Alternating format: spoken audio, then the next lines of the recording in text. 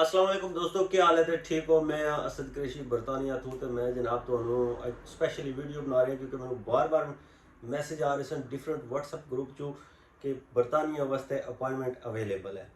तो कितनी हैरत की गल है कि वैबसाइट ऑनलाइन है, सारा कुछ ऑनलाइन है, लेकिन पाकिस्तान ने अदारे जिहड़े ने उन्होंने हराम खाने की एक आदत बन चुकी है। तो उन्होंने क्या किया, VFSL ने खासकर और अंबैसिया ने खासकर मिल के उन्होंने आपस में अंदरों जड़े ने बड़े अफिसर उन्होंने मिल के मायदा किया आपस में कि असी अपॉइंटमेंट वैबसाइट पर नहीं लानी है, अगर लानी है तो 1.5-2 महीने बाद नहीं लानी है। क्योंकि जो लोग जा रहे हैं वर्क परमिट वास्ते वो जाहिर है कुछ इन्वेस्ट करके जा रहे हैं, इस तरह वर्क परमिट नहीं लगा। तो उन्होंने क्या किया जनाब कि उन्होंने वर्क परमिट वास्ते खासकर उन्होंने हाइड कर दी ने अपॉइंटमेंट वो different WhatsApp group through Facebook through every हर किसी पासों जनाब मैसेजिंग आ रहे हैं कि अपॉइंटमेंट अवेलेबल है 4 दिन बाद नहीं, 3 दिन बाद नहीं, 5 दिन बाद नहीं, लेकिन जो वैबसाइट पर जाके वेखो तो नहीं लगती।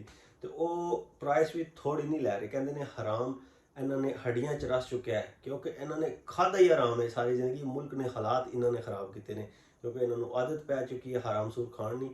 और ये टेक्नीक लोड़ने ने डिफरेंट डिफरेंट तरीके कढ़ने ने कि हराम असा किस तरह खाया जाए।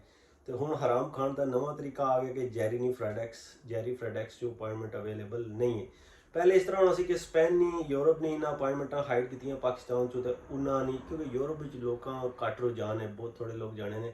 तो उन्होंने जनाब इस तरह किया कि यूरोप ने प्राइस 25-30,000 40,000 50,000 रखी है। तो वह भी अपॉइंटमेंट लभ जाती है जिथे तो कोई कपेगा। ठीक है, हूँ डिफरेंट हूँ तरीका का डिफरेंट कि बरतानिया तो हर बंदा आना सी अपॉइंटमेंट जमा करा लभ जानी सी हर चीज़ सी। लेकिन हूँ ये होया है कि बरतानिया वास्ते वर्क परमिट वास्ते स्टूडेंट वास्ते अपॉइंटमेंट अवेलेबल नहीं है।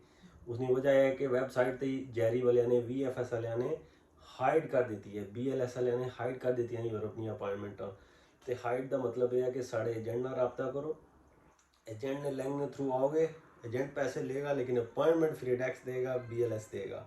ठीक है, तो मैं ਤੁਹਾਨੂੰ ਇਹਦੇ ਨਾਲ ਅਟੈਚ ਵੀ ਕਰਾਂਗਾ ਕੁਝ ਸਕਰੀਨਸ਼ਾਟਾਂ ਜਿਹੜੀਆਂ ਮੈਸੇजिंग ਆਏ ਨੇ ਭਾਈ ਜੀ ਕਿ ਸਾਡੇ ਕੋਲ ਅਪਾਇੰਟਮੈਂਟ ਅਵੇਲੇਬਲ ਹੈ। डिफरेंट बार एजेंट ट्रैवल एजेंसियां छोटे मोटे दफ्तर जिन्हें ऑफिस पाए ने वो कर रहे रबते कि साढ़े कोल हर शहर हर मुल्क की हर जगह की अपॉइंटमेंट अवेलेबल है।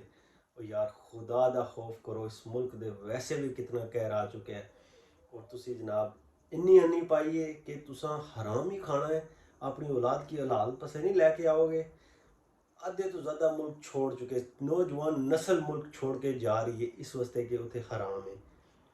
बगैर हराम बगैर सिफारिश बगैर पैसे तो उस मुल्क कुछ भी नहीं हो सकना।